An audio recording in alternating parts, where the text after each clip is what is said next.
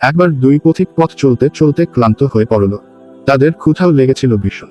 খাওয়া দাওয়া করার জন্য দুজন মিলে একটা সুবিধাজনক জায়গায় গিয়ে বসে পড়ল।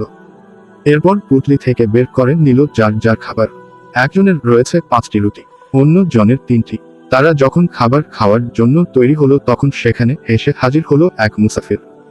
তার বেশভূষা একদম সাদাসিধে। সে বলল, ভাই আমি অভুক্ত, খুব ক্ষুধা লেগেছে, আমার কাছে কোনো খাবার নেই, তোমরা আমাকে কিছু খাবার দাও। পথিক দুজন মুখ চাওয়াচাওয়ি করল। মনে মনে ভাবল, তারা দুজন খাবে আর একজন মুসাফির না খেয়ে থাকবে, এ কেমন কথা। তারা মুসাফিরকে তাদের সঙ্গে খেতে বসার অনুরোধ করল। 3জন একসঙ্গে খেতে বসল। একজনের 5 রুটি, অন্যজনের 3 রুটি।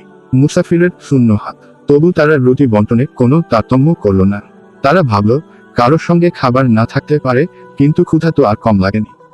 তাছাড়া একসঙ্গে খেতে বসে একজন বেশি খাবে আর একজন কম খাবে, তাই বা কেমন করে হয়। 3জন সমান সমান রুটি খেল। খাওয়া দাওয়া শেষ, এবার বিদায়ের পালা। মুসাফির চলে যাবার সময় পথিক দুজনকে 8টি দিরহাম বকশিশ দিল। বলল, ভাই আমি শুধু তোমাদেরটাই খেলাম, তোমাদের কিছুই খাওয়াতে পারলাম না, এই নাও 8টি দিরহাম, তোমরা দুজনে ভাগাভাগি করে নাও। মুসাফির চলে গেল, কিন্তু সমস্যা বাঁধল দিরহাম ভাগ করা নিয়ে। যার 5টি রুটি সে বলল, আমার 5টি রুটি ছিল, সুতরাং আমি পাবো 5 দিরহাম, আর তোমার 3টি রুটির জন্য পাবে 3 দিরহাম। কিন্তু 3 রুটিওয়ালা এ হিসাব মানতে রাজি হলো না। সে বলল, না, আমি তোমার হিসাবে রাজি নই, আমরা দুজন খেয়েছি সমান সমান, সুতরাং তুমি পাবে 4 দিরহাম। প্রথমজন বলল, তা কি করে হয়, তুমি 3 রুটির জন্য 4 দিরহাম পাবে, আর আমি 5 রুটির জন্য 4 দিরহাম পাবো, এটা কি কোনো আইনের কথা হলো। এ নিয়ে দুজনের মধ্যে বেঁধে গেল তর্ক। কারো কথায় কেউ রাজি নয়, কিছুতেই তারা মীমাংসায় আসতে পারছে না। অবশেষে একজন বলল, শোন, এভাবে বিবাদ করে তো কোনো লাভ নেই, চলো আমরা আমিরুল মোমেনিন হযরত আলী রাহ এর কাছে যাই, তিনি যে বিচার করেন তাই আমরা মেনে নেব। এরপর দুজন মিলে গেল হযরত আলী রাহ এর কাছে। তারা সব কথা খুলে বলেন, ন্যায় বিচারের জন্য ফরিয়াদ জানালো। হযরত আলী রাহ মনোযোগ দিয়ে তাদের কথা শুনলেন। কিছুক্ষণ তিনি মনে মনে কি যেন ভাবলেন, পরে বললেন, 3জনের সমান খেয়েছ তো? উভয়ে ঘাড় নেড়ে বলল, হ্যাঁ। হযরত আলী রাহ বললেন, তাহলে এ নিয়ে এত বিবাদ কিসের?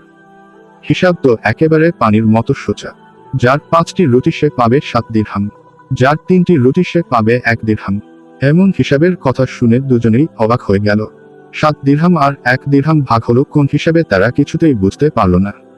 হিসাব বুঝতে না পেরে দুজনই হা করে তাকিয়ে রইল হযরত আলী রাহ রদিকে। ইমাম আলী রাহ তাদের মনের কথা বুঝতে পারলেন। তিনি বললেন, তোমরা ছিলে 3জন, রুটি 8টি, খেয়েছ সমান সমান, এক একটি রুটিকে 3 টুকরো করলে 8টি রুটি 24 টুকরো হয়, সুতরাং তোমরা এক একজন খেয়েছ 8টি করে টুকরা।